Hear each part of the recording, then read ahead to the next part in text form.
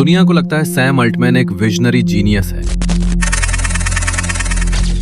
लेकिन उनके गुरु Paul Graham ने उनके बारे में कुछ ऐसा कहा था जो आज एक खौफनाक हकीकत बन चुका है। ग्राहम ने कहा, सैम को कैनिबल्स वाले किसी आइलैंड पर छोड़ दो, 5 साल बाद वापस आओ और वो वहां का राजा बनकर निकलेगा।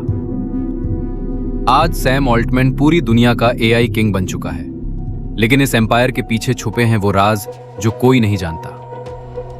अपने ही सीईओ को रातों रात निकालने की साजिश से लेकर अपने ही प्रिंसिपल्स का गला घोटने तक, ये कहानी टेक्नोलॉजी की नहीं है, ये कहानी है धोखे की, पैसों की और पावर की भूख की। Welcome to the dark side of open AI.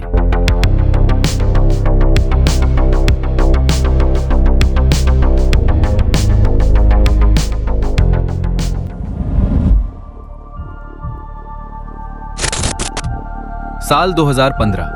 उस वक्त गूगल एआई का बादशाह था। उसके पास दुनिया के 75% टॉप एआई रिसर्चर्स थे।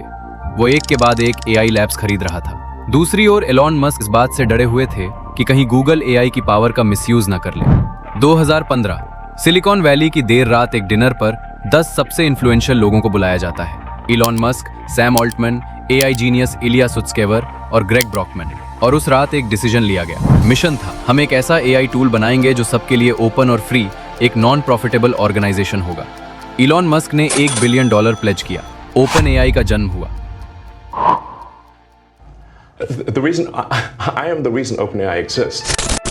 2018 एलॉन मस्क और सैम के बीच अंदर ही अंदर एक जंग चल रही थी। एलॉन मस्क ओपन एआई का सीईओ बनना चाहता था। उसने प्रपोजल दिया कि ओपन एआई को टेस्ला का हिस्सा बना दिया जाए, लेकिन बोर्ड ने मना कर दिया। एलॉन मस्क ने रिजाइन कर दिया और जाते जाते अपना पैसा भी रोक लिया। $1 बिलियन प्लेज किया था, सिर्फ $100 मिलियन दिया था। उसके बाद ओपन एआई फंडिंग क्राइसिस में चली गई और तब लिया गया वो फैसला जिसने सब बदल दिया। 2019 में रातों रात ओपन एआई एक फॉर प्रॉफिट कंपनी बन गई। उधर माइक्रोसॉफ्ट ने $1 बिलियन डाल दिया। जिस कंपनी का नाम ओपन था वो अब माइक्रोसॉफ्ट की जायदाद बन चुकी थी। जिन्होंने कहा था हम गूगल का ऑल्टरनेटिव हैं, वो अब दुनिया की सबसे बड़ी टेक कंपनीज के साथ मिलकर काम कर रहे थे।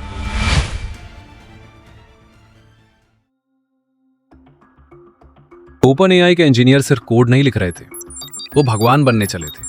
उनका मानना था कि एजीआई, आर्टिफिशियल जनरल इंटेलिजेंस, इंसानियत की आखिरी इन्वेंशन होगी। इसके बाद कोई इन्वेंशन इंसान नहीं करेगा, मशीन खुद करेगी, अपने आप, हमेशा के लिए। और इस दौड़ में वो इंसानों की परवाह करना भूल गए थे। सोचो, जब इंसान 2 शहरों के बीच हाईवे बनाता है तो वो रास्ते में आने वाली चींटियों से परमिशन नहीं लेता, वो उन्हें कुचल कर आगे बढ़ जाता है।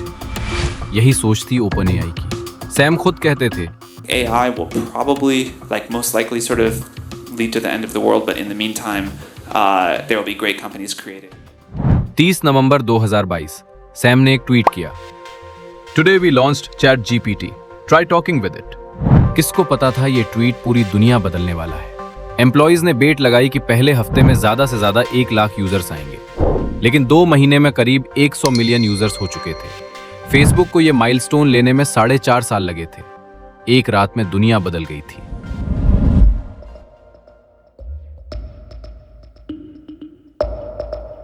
फ्राइडे नवंबर 17, 2023 एक गूगल मीट कॉल पर सैम अल्टमैन को अपनी ही कंपनी से बाहर निकाल दिया जाता है। बोर्ड ने कहा, सैम कंपनी के साथ फ्रॉड कर रहा है, हम इस पे ट्रस्ट नहीं कर सकते। उस डिसीजन से सिलिकॉन वैली में भूचाल आ गया। ओपन एआई के 700 से ज्यादा एम्प्लॉइज ने रिवोल्ट कर दिया, क्योंकि अगर सैम चला जाता तो उनका शेयर सेल रुक जाता और करोड़ों रुपए मिट्टी में मिल जाते। दूसरी ओर माइक्रोसॉफ्ट ने सैम को सहारा दिया और उनकी टीम को अपने साथ काम करने के लिए कहा। सिर्फ 5 दिन के अंदर अंदर सैम वापस आया, बोर्ड मेंबर्स को लात मारकर बाहर निकाला और खुद डिक्टेटर बन गया।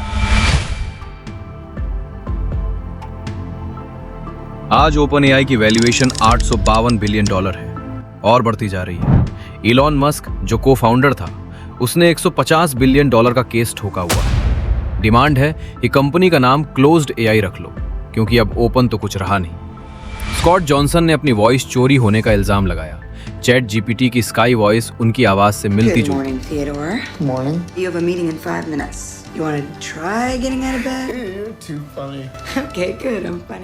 हर हफ्ते एक नई कंट्रोवर्सी। सैम ने प्रॉमिस किया था कि हम ह्यूमैनिटी के लिए काम करेंगे। आज वो लोगों की जॉब्स खा गए। राइटर्स, डिजाइनर्स, कोडर्स, करोड़ों लोगों के रोजगार खत्म हो रहे हैं और ये लोग इसको प्रोग्रेस कहते हैं। सैम कहते हैं वो फिल्म हर से इंस्पायर है। वो चाहते हैं एआई आपका दोस्त हो, थेरेपिस्ट हो, पार्टनर हो। सोचो अगर एक मशीन आपकी हर जरूरत पूरी करे तो एक दिन आपको असली इंसानों की जरूरत पड़ेगी क्या?